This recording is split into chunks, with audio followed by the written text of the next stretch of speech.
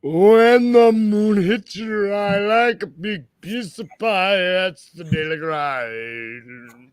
Welcome to the daily grind. I forgot the rest of the words, and that was my Dean Martin impersonation. Not Solid. very good. I am your host, Luke Hatmaker, and it is Wednesday.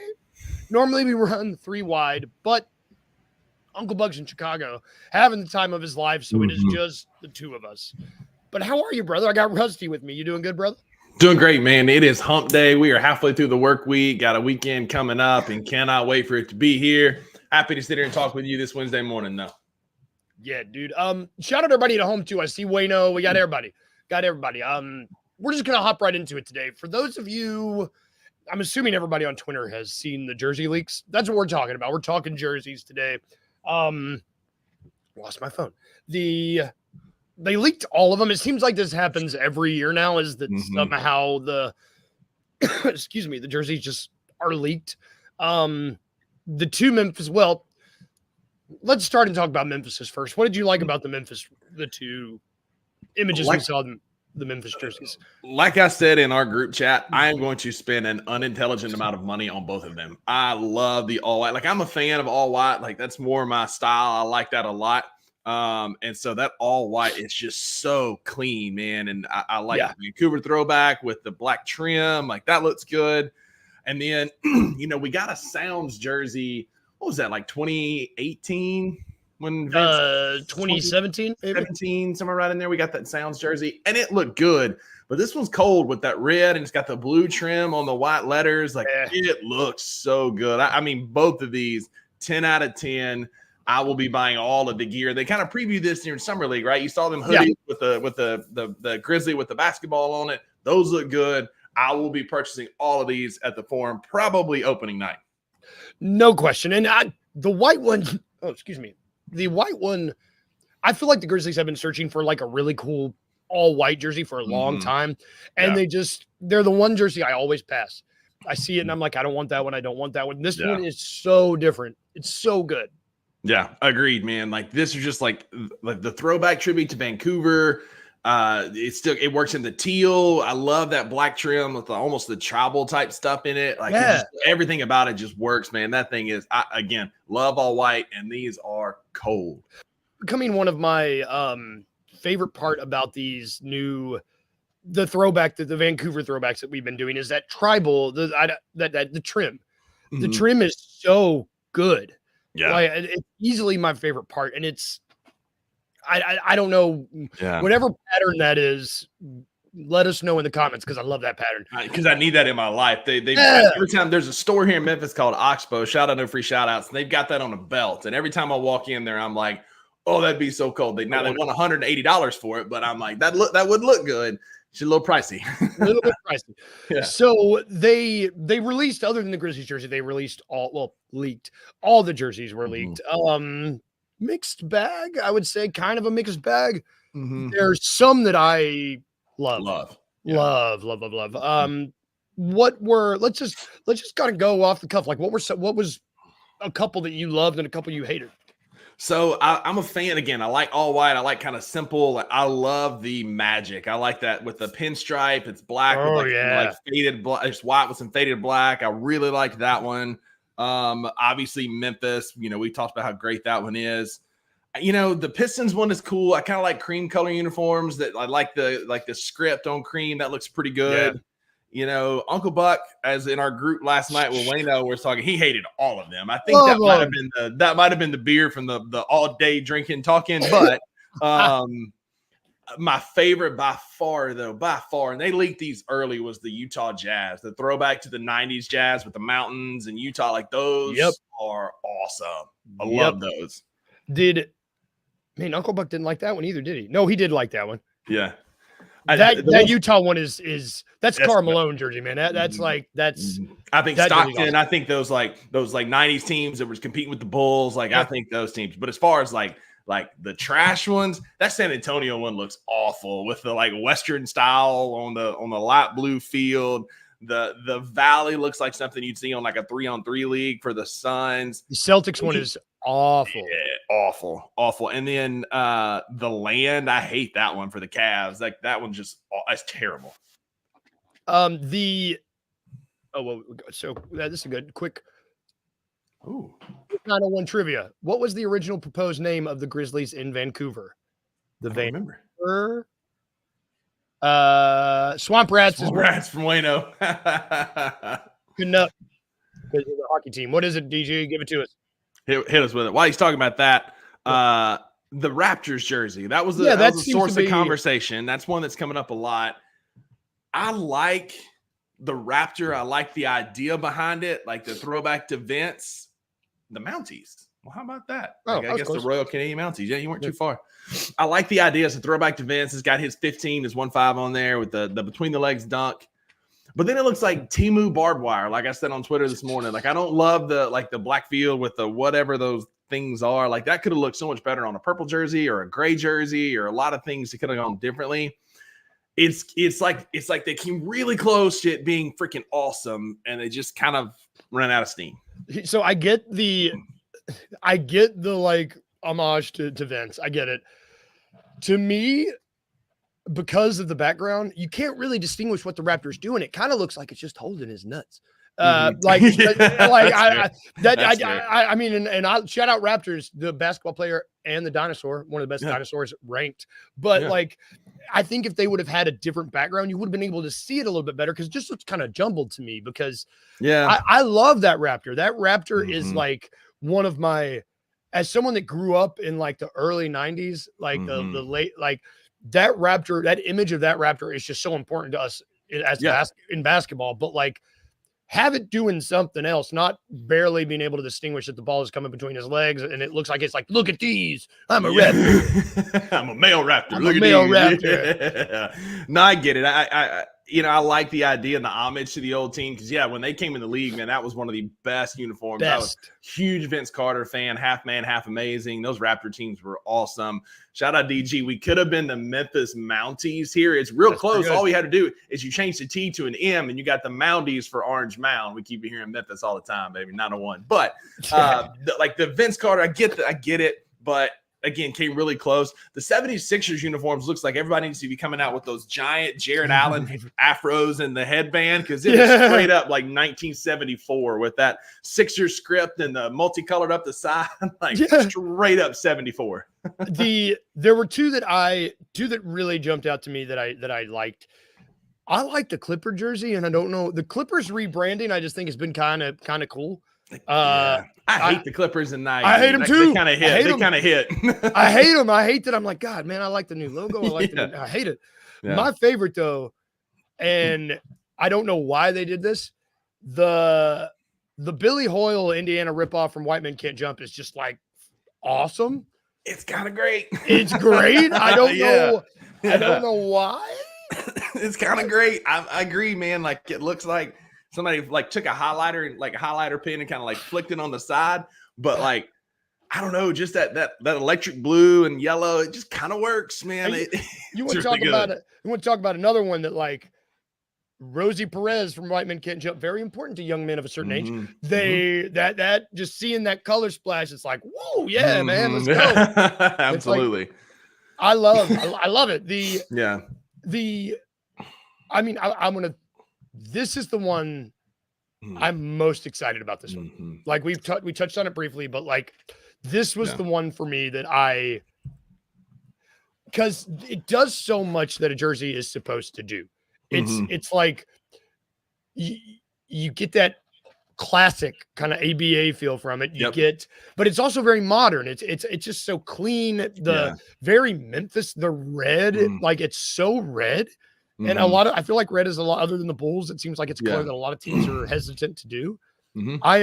You hate it, Daniel? Oh, DG, get out of here, man. I like this better than the old variation, that one from 17-18, because it looked like the Memphis, the sounds was way too big and loud. And I like how they shrunk this down. The red with, again, that blue trim. It's better. Like you said, it's a modern, clean look with a very retro style. It's giving ABA for sure. I like this one better than the old sounds. I'm going to definitely be getting one of these. I'm getting the Vancouver jerseys. But DG, I'm sorry, man. I agree with you on a lot of things, but this ain't it, boss. Like, you're wrong. This one looks good, man. You're wrong. The one that I think I hated the most, I just don't like that the Lakers just put a jersey that says Lake Show. I think that's hate stupid. that. I really, really hate that. And I don't. The Oklahoma one is just so boring. It is. I'm just getting to the point. I'm at the point now where it's like, good God, I'm sick of everyone picking Oklahoma to finish. Like, I'm sure they're going to be good in the regular season, but like, give me some excitement. Give me some flair. Mm-hmm. There is nothing that excites me really about this Oklahoma City team, even extending to their jersey. Agreed. Same with Houston, that H-town. It doesn't do a lot for me. I do kind of like, I've said on this show and on the $2 Sports show, I like the 5280 Denver jerseys, and these are kind of cool with the little the color variation. You got it's almost like a topo map, showing like the topography of the area. I like those. I think those hit. I also like the Mavs with the bandana up the side. It's like the gray on white. Those are going to look so clean on TV, man. I do like those a lot. I want to shout out. I'm with you on this one too, Wayno. The Atlanta one kind of looks cool. I will never root for them, ever. Yeah, it doesn't do a lot for me. But you're like, pass. Yeah. Yes, absolutely. It's like, you want to talk about the most here we go again. It's just it's the roll tide. It's the roll tide of NBA basketball. Like, you just get so sick of hearing it. It's like, bro, come up with something else. Like, I'm just like, yes, we get heat culture. Like, it's a thing. Congratulations. Now stop. And it's funny because you become a meme. That's become a meme at this point. It's like, we're all over it. We get it. But yeah, it's like horns down is now a thing, because for so long everything was horns up about Texas. It's horns down. Heat culture sucks. Like, I'm over it. Give me something different. Same with Rip City. Like Wayno said, they never truly get the Portland one right. The Rip City one, meh. Like, I like, it could have been cool. There could have been so much cool stuff you could have done with New Orleans too. Like, I like NOLA. Like, that's kind of cool, but I don't love like the final product. I just feel like it kind of missed. I like the idea of using NOLA, but it looks like it's got like leg bones. Like, it's just like somebody been eating chicken and just throwing the bones out. You know what I'm saying? Like, it just looks like leg bones on the back, and I don't know if that's supposed to be like pelican beaks or femurs. It just looks kind of it's giving like Goosebumps out of the 90s. You know what I mean? It's like Goosebumps. I'm with you on that one. I was struggling with the chicken bone, leg bones. That leg bones, man. That's what that looks like. Okay. All right. See it. The New Orleans leg bones. I don't know what they're going for. That looks like a femur to me, but then again, that's what I look at every day. So it's these jerseys are a collection of like 1/3 really cool, 1/3 like very uninspiring, and 1/3 what the hell were they thinking? Like, agreed. For as many boring ones there are, like the Golden State one, just kind of boring. Like Kings, boring. There's a lot of boring ones. There's some weird good ones and some weird bad ones.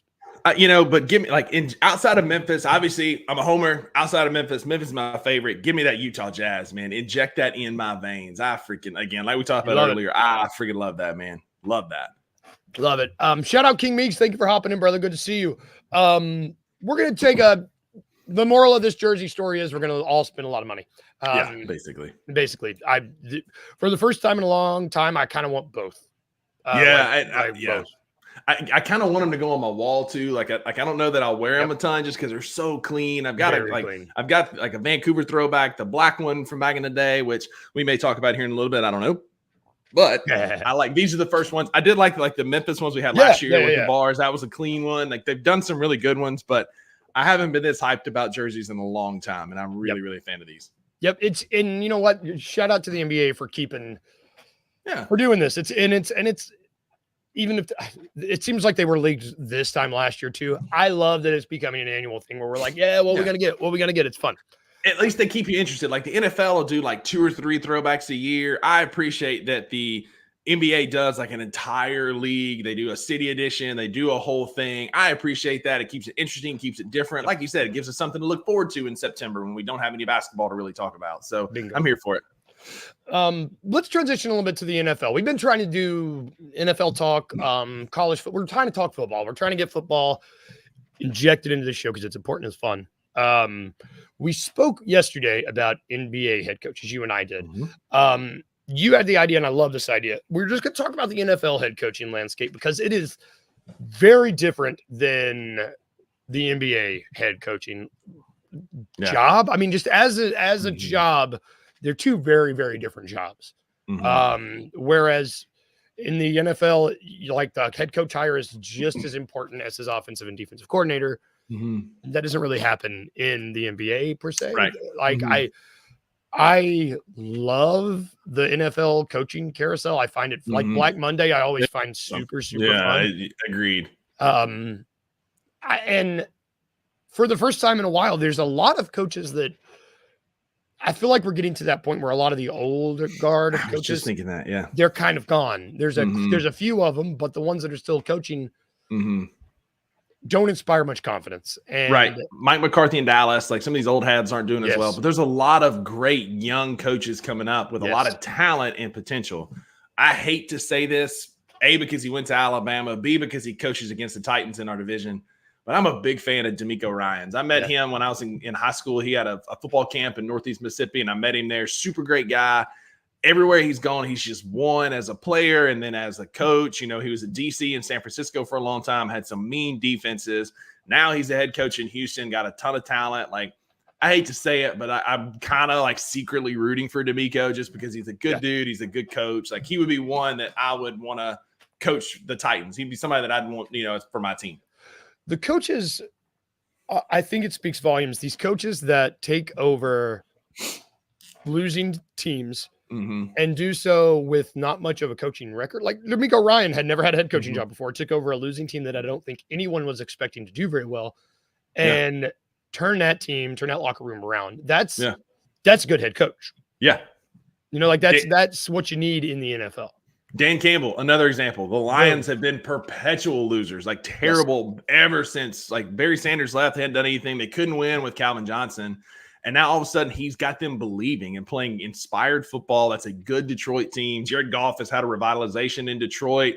It is an absolute, just a masterclass job of turning around a culture, and love what he does. Love watching him on, HBO, all the different channels he's been on. Like another example of a guy with no real pedigree. He was a tight end coming in as a tight ends coach, getting the head job, New Orleans, right? Around. Yeah. I'm going to throw this up here too. This I believe is more important in the NFL than it is in the NBA, because for example, you can have systemic losing for decades in the NFL. Like the Bears haven't been excellent since 1985. And, I see that King Meeks is talking about Eberflus and Dayball. Dayball, yeah. Like it's so coaching an NFL team has to be one of the most stressful jobs in the world, which makes me wonder how Belichick was able to do it for so long. Like that's when you look at how difficult it is. Yeah. I don't know. It's just, it's more impressive to me when what some of these guys are able to do. I agreed. And like, I was just reading that. Yeah. Who is the Panthers head coach? I can't even remember right now. Yeah, honestly, I think the best thing they can do, King Meeks, is Dave Canales. I mean, he just got hired. He's again a young upcoming. Honestly, the best thing they can do is burn that stadium down and take the insurance money, because that is a poverty franchise. Franchise. Bryce Young, terrible. Everything about the team's terrible. They have been for a while. They're going through head coaches. Like I go through T-shirts on this show, but I'll say this, like you made a really good point earlier. Like we're not that far removed from like Detroit, the Pistons being really good and winning championships. We've seen the Clippers have run. We've seen the Rockets have runs. We've seen the Raptors have runs. So like the NBA is very up and down and very cyclical. There's going to be cycles where you're good. Like the Panthers didn't win a playoff game for 30 something years. Like the Cardinals have never really done anything. Like there's been franchises that have had, like the Titans, like we've been really bad for a long time. I really like Brian Callahan and what he's doing and the direction he's taking us, and calling out Will Levis, even though he walked him that back yesterday, whatever. You made an excellent point. The NBA, you can turn a franchise around relatively quickly. The NFL, you can have a losing franchise forever. I mean, the Raiders played in the Super Bowl back in like 2002. And they haven't really done anything since, and then before that it was the 60s. Like it's just like these franchises can be losing for a long time that you don't see in the NBA. And there's so much also depends on as opposed to the strength of your division and also the strength of your quarterback position will make or break a coach and a franchise. You know, like if you can have the best coach in the world, and if they can't get a starting caliber quarterback that's a really good quarterback, it doesn't matter. And then you could have a team like the NFC South where like Panthers, Saints, I'm forgetting Falcons and Buccaneers. Two of those teams are historically always bad. You know, like look at Mike Tomlin. Like Mike Tomlin's a guy who was just cruising, was able to cruise to an AFC, like winning record because the Bengals were so bad for so long. The Browns were so bad for so long. Like it's so much more. That's the word I want to use. He's guaranteed. He's going to guarantee you 8-9 wins every year. He is the new era Jeff Fisher. If you've been around for a while, Jeff Fisher was guaranteed to go 8-8, guaranteed. Well, Mike Tomlin's guaranteed to go 9-7. Like that is just what it is. That's where he's going to be at. Yep. But the Pittsburgh Steelers are 2-0, and they have scored one offensive touchdown this year. It's just wild what they're doing there. But I mean, you're absolutely right, man. And I don't know if you saw this or not. I thought this was an excellent point. Tom Brady had an interview this past week where he was talking about like how it is such a disservice to be throwing these rookie quarterbacks into these situations where they have to play immediately. He talked about like he was a 7th string quarterback at Michigan and had to work his way up the depth chart across 5 years. When he first came in the league, he was behind Drew Bledsoe and he had to work his way up to the starting job. Now these head coaches, it's so much of a like microwave society. What have you done for me lately? We have to win now. That these coaches making these decisions with their hair on fire. I've got to start this rookie and he has to be good or I'm fired. I understand kind of the logic that they're coming behind that, but then now we're doing a disservice. Like, I don't think Bryce Young is ever going to be a great quarterback in the NFL. He's too small. Like, he was very much a system quarterback at Alabama. But like, you look at Sam Darnold. Sam Darnold got thrust into a starting job when he first came to the NFL, and he was awful. He's been a journeyman backup for the last several years. Now look at what he's doing in Minnesota. He's making grown man throws. He's making good decisions. I don't think that he's going to take him to the NFC Championship game, but he's a better quarterback now after being thrust into a starting job in New York, riding the bench in Carolina and LA and several different places. And now he's back starting for the Vikings and actually looking decent. Yeah. And so Baker Mayfield, same thing. He took his lumps. He's grown. He's figured it out. He was a backup here and there and everywhere. Now he's a pretty good fantasy, B NFL quarterback just from taking lumps. And so Tom Brady made an excellent point about it's a bummer that these rookies have to get thrown in so quickly, because in us growing up, Luke, like you didn't see rookies quarterbacks start very often. They had to ride the bench and earn their stripes. Yep. And now it feels like the NFL machine just chews them up or spits them back out. It's so easy to do that. It's just like what have you done for me lately? Too bad. Get another. I mean, Justin Fields is a great example as a Bears fan. Yeah. Totally fine. Disservice by the franchise, disservice by the coach. Yep. Now he's not on the team. It's just like, didn't work here. Sorry. Next. You get caught in that machine. Like for every, Peyton Manning that comes out that is ready to start as a rookie, you have a dozen Justin Fields or Sam Darnolds or Matt Leinerts or Matt Barkleys or all these quarterbacks that were these incredible college quarterbacks that get thrust into a starting job too soon and they falter. Jalen Hurts probably is one of the only one recently that's stepping in and playing better. He's had some decent career, but like Tua has been very up and down. Mac Jones has been very up and down. I mean, Mac Jones is currently bagging up Trevor Lawrence. If that don't tell you he's bad, I don't know what does. Yep. Good point. 2 questions before we take a break. Who's better, Daniel Jones or Bryce Young? I think Daniel Jones is probably more your prototype NFL quarterback. He's bigger. He can run. Bryce Young just panics and doesn't really know what to do with the ball outside the pocket. It's way too small. It sucks. It's like everyone thinks because Drew Brees was good, other small quarterbacks can be good. And he was one, not many guys like Drew Brees. Last question I want to ask you before we take a break. Who's going to be the first coach fired, if you had to guess? That's always seems like a fun thing to talk about. For me, it's got to be probably Dayball from the Giants. Yeah, that's what I think he's good bet. I tell you one to watch, though. It's weird what's happening in Philly. I don't think he's going to get fired this year, but Sirianni is starting to kind of sour on people. Like, he's good for a good scowl on the sideline, but he's not really winning close games. He's not really doing a ton of winning football. Again, I don't think he's going to get fired, so you can make fun of me in the comments all you want. That's fine. But Sirianni is one I would watch because and Philly is very much one of those cities where, like, it can get squirrely fast. And so I wouldn't be surprised if Sirianni wasn't the head coach next year. I think that's a great call because, I mean, he got on the hot seat after like 8 weeks last year and they were winning. You know, I think that's a good low key pick. I mean, Eberflus is fine, but Are you sure about that? No, I'm not. Are you sure about that? I'm not really not. But I think Dayball's the best bet. I mean, yeah. How do you lose that game? I mean, they don't have another kicker. They don't have it. Yeah. I mean, the Giants are like, it's their own fault because they wore those ugly ass jerseys in week 1. Run around looking, they ain't got no britches on. They look terrible. What an ugly uniform combination. So it's your own damn fault that you suck. I have nothing else to say to that. You're absolutely right. We're going to take a quick break. And when we get back, we're going to go draft. We're going to draft day, not the movie, right after this break. I think Jabari Smith Jr., and I don't want this to be true, but I almost feel maybe Tobias Harris, yo. What's wrong with Tobias Harris? We've had this discussion.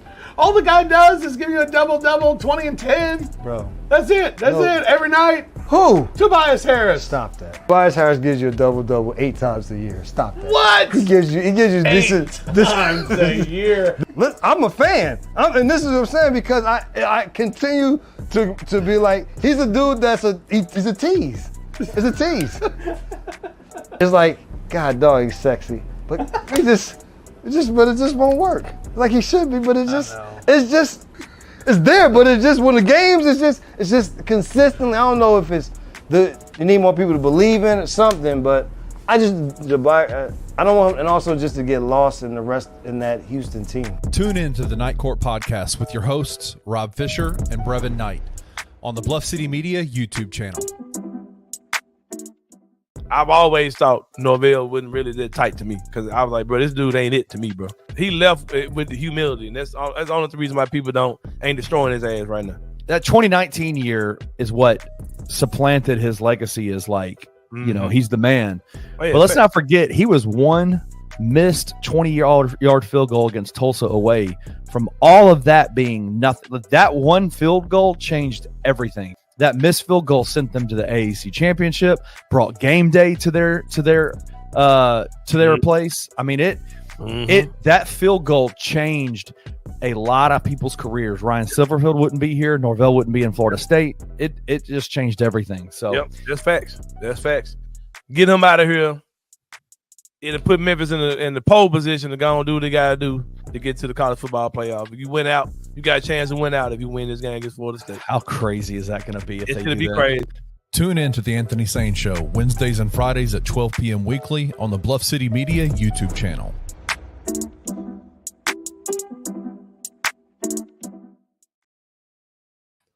Welcome back to the Daily Grind, friends.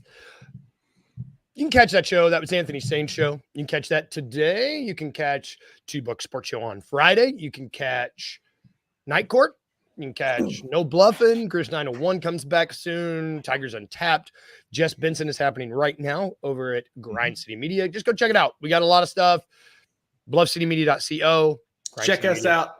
7:30 every morning, Daily Grind. Luke does an awesome job of setting these shows up, creating good content, giving us stuff to talk about, motivating us, keeping us on task, because Uncle Buck and I can both be very long-winded. So shout out Luke and the Daily Grind. I love your long-windedness because it just lets me like, great. I love it. But back to what we do here. We draft stuff here on Wednesday because it's draft day, not the movie. Draft day, not the movie. There's that weird Kevin Costner movie. Not good. Speaking of football, he's the Browns front office. Wayno, if you want to watch how not to do things, go watch Draft Day, the movie, because it's bad. We got an update in the comments. Chris 901 returning 10-7 halftime preseason game. Let's go, baby. Yeah, let's go. DJ. And I ain't seen Nate since he had his baby. It's going to be great. It's going to be good. Man, who do we have? Is it Heat? Is that the first preseason game, the Heat? I think so, yeah. Maybe. I think that's it, yeah. That'd be good. That'd be good. The Heat culture. I can't wait. DG and them do a great job. If you're watching this, make sure you tune into that post-game show, that halftime show. They do an awesome job, man. That's a fun post-game show. If they can keep my attention at 11:30, 12 o'clock at night, then it's a win. So well said. Job, that's well said. Because it's like, because we get up early. It's tough for us. Man. All right. So we're going to do draft things. We're going to draft a little differently today. We're drafting our favorite Grizzlies jerseys. We talked about man, shout out, there's some good jerseys on here. There's some great jerseys. Great jerseys. I forgot about it. Yeah. Really good. We're only drafting 3. Mm-hmm. We're not going to do a snake style because I realized it would be over in 2 turns. So we're just going to do blah, blah, blah, blah, blah. Yep. I can see it's your show. You go first, sir. I'll give you the first pick. How about that? I don't even have to flip my coin. No. Oh my God. I'm so confident in my first pick. I'm gonna let you have the first one because I feel like I'm still gonna get it. Oh, I don't like this. Now I'm second guessing myself. Okay. So with the first pick, I'm going to yep, I'm going to do the inaugural teal jersey. The very first, the 95 to 2000. 95 2000. That's going to be my first pick. I love that color. That might be my favorite color ever. I love it. Strong pick, man. That's solid. I love it. For me, my favorite Grizzly jersey of all time is probably controversial, but I like that 21-22 season where we had the blue with the yellow highlights. We had the yellow arm sleeves, the yellow leg sleeves. It's the 21-22 City Edition Memphis Grizzlies. I think we'll post these to Twitter so y'all can see them. But it's got the Grizz on the leg. Like that one is the GOAT of City Editions, in my opinion. I crap you not. That was my second pick. That jersey is awesome, and I'd forgotten about it. I had forgotten about it. Like when I think about that 21 season when we went and played like Golden State and we beat Minnie, and then we played Golden State the second round toe to toe with the champs, and we look clean as hell doing it. Man, I love that uniform combination. I hope that comes back at some point. Love that one. Man, that was one that I had forgotten about. I was like, man, they sandwiched that City Edition in here, and it is really, really stinking good.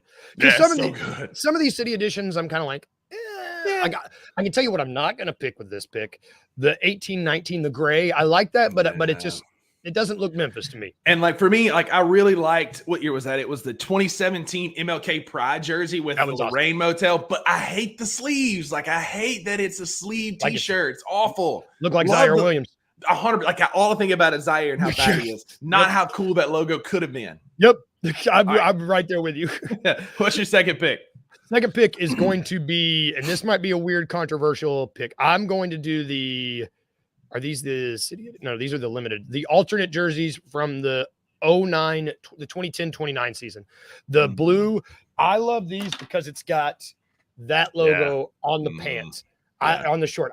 This is one of my favorite logos. I wish they used this in more. I love it.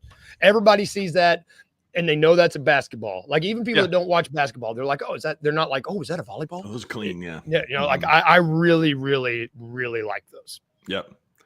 I'm going to go back to the 02-04 throwback. Think Paul Gasol, the black and teal, but with Memphis on it. So it's like the white roads, the black homes, but it said Memphis in Vancouver colors. I have the John Morant edition of that. Shout out to Uncle Buck. He called me one day from Hibbett's in Ripley, Mississippi, and was like, "Hey man, I bought you John Morant jersey." I'm like, cool. Because that's like apparently like little known fact, the Ripley's and the Hibbett's in Ripley is like a Grizz plug. Like they get all the Ja ones, they get all the Grizz jerseys. Like it's like an hour and a half from Memphis. It's on the cheap. Like check them out if you're in that area. But the 02-04 throwback Memphis edition, love those. That's awesome. My last pick.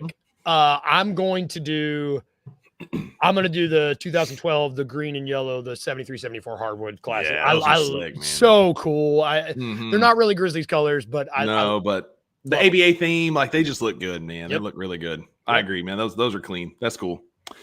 My last pick, and this is like recency bias maybe or whatever. Obviously, I wear the hat on most days. Last year's City Editions, dude, were fire. They looked really good. You know, the NBA really went in on the City Edition last year because they did the courts as well. Yep. Most of those courts were goofy and unserious, and I hated them. But the Memphis concrete floor with the black and white, like this logo, I'm here for it. Like that's probably outside of the first one that I mentioned, the 21-22. This is probably my other favorite. Love that it's just clean, it's fresh, it definitely looks like Memphis. I love it. This one, that one, you want to talk about something that has staying power. Every single time I see that jersey, I like it more. Every time. Yeah, like agreed. Ever since they released it. The first time I was like, oh, okay. But then I saw it on the court. Like that, it is so, and it's so clean, Yeah, and everybody knows what that is. You see that, and they're like, "Oh, I know what that is." Memphis, and like, I wish I'd have bought more stuff with it on. Like, I got some stuff, but like the more I see it, I'm like, damn, I wish I'd have got a little bit more with that because I don't know if or when it's going to come back. It looks good. It's clean. I'm a big fan of it. One we didn't talk about that also looks really good. That's simple was the 17-18 City Edition. Yep. It's all white with the black Memphis underlined, like the Iron Man type stuff. Like, incredible. Clean, simple jersey would be my honorable mention for sure. Man, that 17-18 one is good. That might be the only white that up until the new next year City Edition, the white one. This is the white one where they nail it. That underlined Memphis is like low key, so good, really, really cool. Yeah, I'm gonna post these. I'm gonna send you my pictures. Let's post them on Instagram. Let us know who you think won. Let's you put them on Instagram. I'll put them on the X. That's a good idea. I like it. Heck like yeah. Let's do it. All right, y'all. That's going to do it for our show. Let us know who won. This is just fun. This is, dude, Wayno, this is a good call. This is why the one that you just picked last is great because in 10 years, your throwback, that Memphis City Edition is going to go so hard. So good. Yeah, it's going to go so hard. Again, I will spend an unintelligent amount of money when these come back. Like, they're just incredible. Question. Shout out anybody that wants to just send us unintelligible amounts of money. Just do it, please. Yeah. We would love it. We love it. We love it. Thank you for watching us today, y'all. Go check out Jess Benson right now. Anthony Saint is later today. Night Court will be tomorrow. And then, $2 Sports Show and Anthony Saint on Friday. Thank you. If I can leave you with two things today, y'all, we will be back tomorrow. If I can leave you with two things today, remember just to be a little bit weird and remember to smile. Have good days, y'all.